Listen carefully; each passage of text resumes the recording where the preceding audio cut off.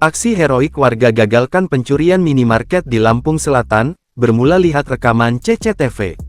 Viral di media sosial aksi-aksi berani warga dalam menggagalkan upaya pencurian minimarket.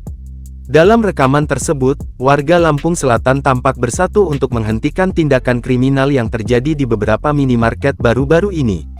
Insiden ini terjadi ketika sekelompok pelaku berusaha mencuri di berbagai minimarket, termasuk minimarket wilayah Sidomulyo dan Sidodadi Lampung Selatan.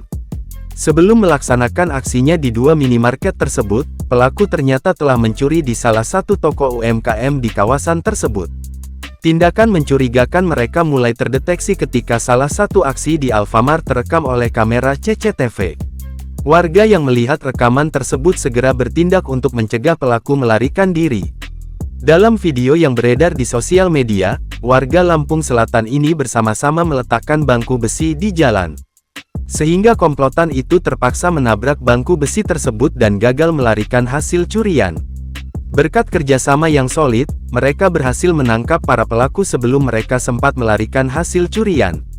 Menurut Kapolsek Sidomulyo, Ibtu Sugiyanto, menyatakan bahwa dua orang pelaku pencurian telah ditangkap oleh polisi setelah warga mencegah mereka melarikan diri.